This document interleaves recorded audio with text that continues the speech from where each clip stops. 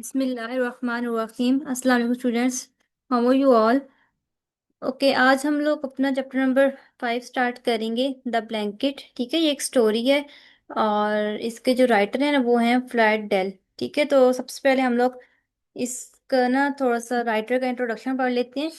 Okay, ये आप लोगों ने याद नहीं करना था, जस्ट फॉर योर इन्फॉर्मेशन जो है ना ये इंट्रोडक्शन होता है थोड़ा सा। ठीक है, तो बस आप इसको जस्ट एक बार रीड कर लिया करें, बाकी इसको याद करने की ज़रूरत नहीं है। फ्लॉयड डेल जो है ना वो एक अमेरिकन नॉवलिस्ट थे, क्रिटिक, जर्नलिस्ट एंड पोएट थे। ठीक है, he was an important figure in the earlier 20th century literary world. ठीक है, लिटरेरी वर्ल्ड की जो है ना एक बहुत अहम शख्सियत थे, specially connected with the Greenwich village Bohemian movement. ठीक है, इस मूवमेंट के साथ क्या थे, वो कनेक्टेड थे। Dell worked as a literary editor. ठीक है, उन्होंने as a literary editor Chicago evening post के लिए जो है उन्होंने काम किया and later wrote for the masses and socialist magazines. ठीक है, his work often explore themes of, उनका जो ज़्यादातर उन्होंने जो काम किया है ना, ठीक है, वो सब इस एक्सप्लोर करता है लव को, फ्रीडम को, सोशल चेंज को और फैमिली लाइफ को। He also wrote serial novels, plays and autobiographical works. Dell is remembered for his progressive ideas, his sympathy for social reform. ठीक है, कि फ्लैट डेल को इस वजह से याद रखा जाता है due to his progressive ideas, उनकी जो सिंपथी थी, हमदर्दी थी इंसानियत के लिए, उसकी वजह से, और his sensitive portrayal of human relation. इसका उर्दू मीनिंग होता है कि इंसानी ताल्लुकात की हसास तस्वीर कशी। इन सब की वजह से जो है ना याद रखा जाता है, जो कि उनकी फेमस स्टोरी द ब्लैंकेट में हमें नजर आता है। ठीक है, ओके, ये शॉर्ट इंट्रोडक्शन, इसको आप जस्ट एक बार रीड कर लें, बाकी इसको याद नहीं करना। ओके, नेक्स्ट हमारा जो है पेज, उस पे हम लोग पढ़ेंगे थीम ऑफ द चैप्टर। ठीक है, ये थीम पढ़ने पर आपको जो है ना अपने पूरे चैप्टर की समझ आ जाएगी बहुत इजीली। बहुत मज़े की, इंटरेस्टिंग सी, बहुत इजी स्टोरी, बहुत इजी, कोई इसमें डिफिकल्ट बात नहीं है। ठीक है, ठीक है, the name of the story is the blanket, written by Floyd Dell. Okay. The story The Blanket conveys a powerful theme centered on justice, consequences, and the way human action return to us in life.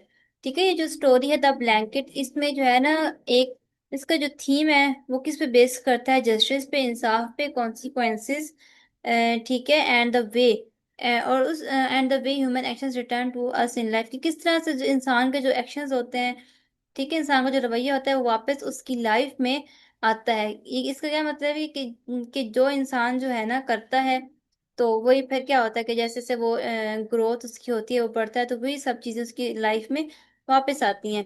It shows how the treatment we give to our elders will eventually be repeated when we are self grow old. ठीक है, ये basically हमें show कर रहा है कि जो treatment हम लोग अपने बुजुर्गों के साथ रखते हैं ना, तो वही सारा कुछ हमारे साथ भी हमारे बुढ़ापे में होगा, जो हम लोग अपने, जो रवैया हम लोग अपने जो है ना बुजुर्गों के साथ रखेंगे। The father blinded by selfishness and his desire for a new life with his young wife decided to send his own father away to a government home. ठीक है, ओके, इस स्टोरी में ना एक जो है करेक्टर पैटर है। ठीक है, पैटर जो है ना एक बच्चा है, उसके ऊपर आगे से फादर है, उनका नेम नहीं है, और नेक्स्ट पे क्या है, उनके उसके उस बच्चे के ग्रैंड फादर है। ठीक है, इन तीनों के रिवॉल्व जो है बेसिकली ये स्टोरी जो है करती है, रिवॉल्व करती है। ठीक है, तो क्या कहते हैं कि जो फादर था ना, उस पैटर का जो फादर था, ठीक है, वो क्या हो गया था कि सेल्फिशनेस की वजह से वो बिल्कुल अंधा हो चुका था, और उसने ना उसने शादी करनी थी। ठीक है, उसने दूसरी शादी करनी थी, उसकी वजह से क्या था कि उसने डिसाइड किया कि वो अपने फादर को गवर्नमेंट होम में, जहाँ पे जैसे बूढ़े माँ बाप को भेज दिया जाता है, वहाँ पे गवर्नमेंट होम में क्या करेगा, वो भेज देगा, क्योंकि वो सेल्फिशनेस की वजह से अंधा हो चुका था। उससे सिर्फ अपनी एक नई जिंदगी स्टार्ट करनी थी, जिसकी वजह से उसने ये डिसाइड किया कि अपने फादर को जो है गवर्नमेंट होम भेज देगा, justifying it by giving him a going away gift the fine wool blanket. और उसने जो है ना एक रुखसती के तौर पे उन्हें क्या किया, एक गिफ्ट दे दिया। ठीक, गोइंग अवे गिफ्ट दिया, वो गिफ्ट क्या था, एक फाइन वूल ब्लैंकेट था, जो कि उसने ना उन्हें रुखसती के तौर पे एक क्या कर दिया, तोहफा दे दिया था। The grand father full of love and patience, जो उस बच्चे के ग्रैंड फादर थे, ठीक है, वो ना बहुत ज़्यादा मोहब्बत करते थे, बहुत ज़्यादा सब्र से काम लेते थे, accept his son decision without compliment. ठीक है, उन्होंने विदाउट कुछ शिकायत किए, शिकवा किए, क्या अपने बेटे को जो डिसीजन उसे एक्सेप्ट कर लिए, even pretending it is his own choice. Even कि उन्होंने ये प्रिटेंड किया कि लाइक कि ये ना उनका अपना जो है उनकी अपनी चॉइस है, ठीक है, उनका अपना फैसला है। Showing the quite sacrifice of parents, जो कि पेरेंट्स की जो है ना एक खामोश कुर्बानी को शो करता है। In contrast the father fails in his filial duty and forgets the respect and care he owes to the man who raised him, ठीक है। उसके बरक्स क्या होता है कि जो फादर होता है वो क्या हो जाता है कि अपनी फिलियल ड्यूटी को फुलफिल करने में फेल हो जाता है, और अपने और वो जो है ना उनका एहतराम कर उनकी केयर करना भूल जाता है, जिन्होंने उन्हें उसे इतना बड़ा करके जो है इस मकाम तक पहुंचाया होता है। उनका एहतराम, उनकी केयर करना सब कुछ भूल जाता है। अच्छा, फिलियल ड्यूटी का मीनिंग क्या होता है कि duty of a child toward their parents, ठीक है। लाइक जब हमारे पेरेंट्स बुढ़ापे में पहुंच जाते हैं तो औलाद की जिम्मेदारी होती है ना उन्हें संभालना, उनके खाने पीने का ख्याल रखना, उन्हें अच्छा लाइफ स्टाइल देना, ठीक है। तो वो फादर जो है इस सब में फेल हो चुका था, क्योंकि उसने ना अपने फादर को सिर्फ अपनी जिंदगी को बेहतर बनाने के लिए उसने अपने बूढ़े बाप को जो है गवर्नमेंट होम भेजने का फैसला कर लिया, ठीक है। ओके, नेक्स्ट अब देखेंगे the turning point come from Peter, ठीक है। फिर पैटर की तरफ से जो है ना एक टर्निंग पॉइंट आता है, जो कि एक इनोसेंट बॉय था। पैटर के बारे में बताया कि एक इनोसेंट बॉय था हु अडोर्स हिज ग्रैंडफादर, जो कि अपने ग्रैंडफादर से बहुत ज्यादा मोहब्बत करता था, and can not accept the separation. और उसने ना उनकी सेपरेशन को क्या किया, एक्सेप्ट नहीं किया। वो लाइक उसने जो अपने फादर का जो डिसीजन था अपने ग्रैंडफादर को भेजने का गवर्नमेंट होम, तो उसको पैटर ने क्या एक्सेप्ट नहीं किया, ठीक है। His suggestion to cut the blanket in half so that one piece may be saved for the day when his father too is old and must be sent away, ठीक है। उसने ये सजेशन दी अपने दादा को कि उसने क्या किया कि जो ब्लैंकेट था उसने उसको ना दरमियान से हाफ कट कर लिया, और उसने ना उस एक जो हाफ कट उसने एक अपने दादा को दे दिया, जिसके ग्रैंडफादर, एक उसने संभाल लिया। उसने कहा कि ये उस वक्त के लिए मैं संभाल रहा हूँ कि जब मेरे फादर जो है ना वो भी बूढ़े हो जाएंगे और उन्हें भी हम लोग यहाँ से भेज देंगे, उस वक्त के लिए उस बच्चे ने जो है ना वो हाफ ब्लैंकेट संभाल के रखा। इस बहुत इंसान एंड डीपली ट्रूथफुल, ठीक है, कि लाइक ये बहुत सादा लेकिन जो है बहुत गहरी बात उस बच्चे ने जो है ना कर दी थी थ्रू द चाइल्ड वर्ल्ड। उस जो बच्चे ने उस बच्चे के जो वर्ड्स थे उनके through the father is forced to confront the reality that the way he treat his father will determine how his own son treat him in the future. इस बच्चे के जो इतने ये डीप वर्ड्स थे ना उनको सुनने के बाद उसके फादर ने जो है ना अपने डिसीजन पर गौर किया। उसने सोचा कि आज मैं जो अपने बाप के साथ कर रहा हूँ कल को वही मेरा बच्चा जो है ना फ्यूचर में मेरे साथ यही सब करेगा, ठीक है। This reflect the moral law of life. ये सब जो है ना किस चीज को रिफ्लेक्ट करते हैं, मोरल लॉ ऑफ लाइफ को रिफ्लेक्ट करते हैं। और वो क्या है, as you sow shall you reap, ठीक है, कि जो कुछ बोगे वही काटोगे। इसका मीनिंग ये एक प्रोवर्ब है, ये आपने याद रखनी है, as you sow shall you reap, कि जो कुछ बोगे वही काटोगे। और इस स्टोरी का मेन थीम भी यही है, बिल्कुल, as you sow shall you reap, कि जो कुछ बोगे वही सब कुछ काटोगे। अगर नेक्स्ट क्या होता है, the blanket becomes a strong symbol. अच्छा, ब्लैंकेट जो है ना वो एक स्ट्रॉन्ग सिंबल है स्टोरी में। अब देखें वो सब के लिए अलग अलग तरह से है, कि देखें father, for the father it is simply a material gift to settle his responsibility, कि फादर के लिए वो सिर्फ जो है ना एक गिफ्ट है जो कि उसने अपनी जिम्मेदारी पूरी करने के लिए अपने फादर को एज अ गिफ्ट दे दिया था, ठीक है। For the step mother to be, जो उस बच्चे की स्टेप मदर थी जिसके बाद शादी करना चाहते थे, उसके लिए it represent expenses and burden, उसके लिए ये एक जो है ना मतलब जैसे कह रहे एक फजूल खर्ची और एक बर्डन था। बट द पैटर, लेकिन पैटर के लिए क्या था कि it represent a lesson in justice continuous, लेकिन पैटर के लिए ये इंसाफ और तसलसल का सबक था। शोइंग दैट लव, रिस्पेक्ट और neglect are all handed down from one generation to the next, जो कि ये शो करता है कि मोहब्बत, एहतराम और नफरत जो है ना वो एक जनरेशन से दूसरी जनरेशन में क्या करती है, मुंतकिल होती है। The story highlights the contrast between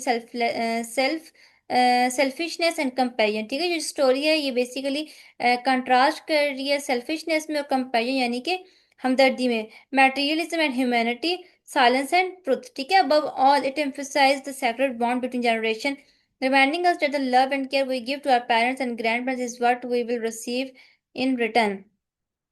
okay, अब यहाँ पे ये जो है ना बेसिकली जो स्टोरी इस चीज में एम्फोसाइज कर रही है कि आज हम लोग जो है मोहब्बत और केयर अपने पेरेंट्स को देंगे ना, वही कल को क्या होगा कि हमारे फ्यूचर में इन रिटर्न हमें मिलेगी। लाइक अगर आज हम लोग अपने वालिदैन को अच्छी तरह ट्रीट करेंगे, उनका ख्याल रखेंगे, कल को हमारी जो औलाद है, हमारी जो जनरेशन है वो भी हमारे साथ वैसे ही ट्रीट करेगी। लेकिन आज अगर हम लोग अपने वालिदैन का ख्याल नहीं रखेंगे, उनके साथ अच्छे से ट्रीट नहीं करेंगे, तो कल को हमारी औलाद भी हमारे साथ यही करेगी, ठीक है। तो देखिए जैसे हमने पढ़ा कि as you sow shall you reap, कि जो कुछ हम लोग बोएंगे ना वही हम लोग इन फ्यूचर काटेंगे, ठीक है। So the theme of the story is a timeless moral reminder that neglecting our elders is not only a betrayal of love and duty but also a prophecy of our faith, ठीक है। यानी कि इस story का जो main theme है वो क्या है कि लाजवाल इखलाकी सबक है कि बुजुर्गों की जो हम लोग नाकदरी करते हैं ना, ये सिर्फ जो है मोहब्बत और फर्ज से गद्दारी नहीं है, बल्कि हमारे अपने मुस्तकबिल की पेशी कोई बेट्रेयल का मतलब है गद्दारी, वो गद्दारी, ठीक है।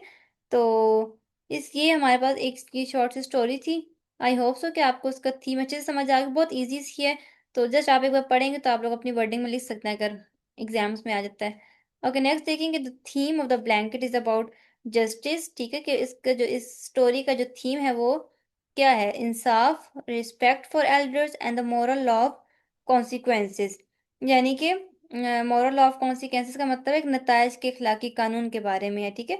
Through Peter's innocent word the story deliver a powerful reminder, के पैटर्स के वर्ड्स के थ्रू ये स्टोरी जो है हमें एक पावरफुल रिमाइंडर देती है। वो रिमाइंडर क्या है, the actions we take toward our parents today, कि आज हम लोग अपने पेरेंट्स साथ जो भी एक्शंस करेंगे, जो रवैया रखेंगे, will come back to us tomorrow when we grow old, तो वही सब कुछ लौट कर हमारी तरफ आएगा इन फ्यूचर, जब हम लोग बुढ़ापे में जाएंगे, ठीक है। तो ये बहुत मजे की इंटरेस्टिंग सी हमारी स्टोरी है। इसका हमारा थीम भी हो गया। नेक्स्ट हम लोग इसकी समरी पढ़ लेते हैं। समरी बहुत इजी है, सेम वही चीजें, लेकिन बस क्या है, थोड़ी सी शॉर्ट करके है। देखें इसकी समरी।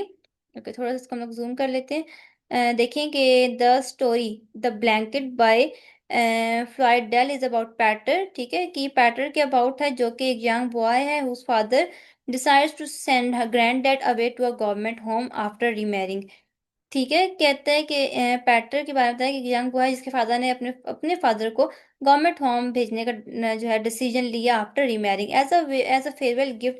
उन्होंने ना जो फादर थे, उन्होंने अपने फादर को, जो पैटर के ग्रैंड डैड थे, ठीक है, उन्हें एक फेयरवेल गिफ्ट दिया, जो कि एक ब्लैंकेट था, फाइन वुल ब्लैंकेट था। On their last evening together Peter and grand dad share music and silence filled with love, ठीक है। जब उनकी लास्ट नाइट थी पैट्रिक की उसके ग्रैंड डैड के साथ, एक जब उनकी लास्ट नाइट थी, उसमें क्या था कि पैट्रिक और ग्रैंड डैड जो है वो म्यूजिक सुन रहे थे, and silence filled with love, ठीक है। When Peter hears his step mother to be complain about the expensive double blanket, जब पैटर ने सुना ना कि उसकी स्टेप मदर जो है वो कंप्लेन कर रही होती है उसके फादर से कि जो है लाइक आपने क्यों इतनी एक्सपेंसिव ब्लैंकेट जो अपने फादर को दी है उसके बारे में ना वो उनसे कंप्लेन कर रही होती है, तो वो बच्चा फिर क्या अपने दादू बाबू को सजेस्ट करता है, अपने ग्रैंडडैड से कहते हैं कि कटिंग इट इन हाफ, इसको हाफ में कट कर लें, वन पार्ट फॉर ग्रैंडडैड, यानी उसका हाफ पार्ट ग्रैंडडैड के लिए होगा, and other to keep for his father when he growth old and is also sent away, और उसका जो आधा पार्ट होगा वो उसके फादर के लिए होगा, जब जब वो अपने बुढ़ापे में पहुंचेंगे और उन्हें भी यहाँ से जाना होगा, तब वो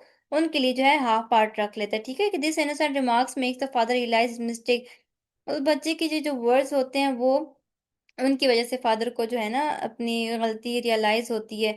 उसे रियलाइज होता है कि जो है आज वो जो अपने बाप के साथ कर रहा है, कल को वही उसके साथ उसका बेटा भी उसके साथ यही करेगा, उससे भी इसी तरह गवर्नमेंट होम में छोड़ आएगा। तो फिर इसका स्टोरी का बेसिक हमारे पास लेसन यही बनता है कि the story teaches the moral, as you sow shall you reap, ठीक है, जो कुछ बोगे वही काटोगे, ठीक है। बहुत मजे की इंटरेस्टिंग स्टोरी, शॉर्ट सी, बहुत इजी सी है। आई होप सो कि आपको समझ आ गई होगी, ठीक है। तो आज हमारा लेक्चर नंबर 1 था, और कल इंशाल्लाह हम लोग अपना जो है ना क्वेश्चन आंसर को डिस्कस करेंगे। सो तब तक के लिए अल्लाह हाफिज।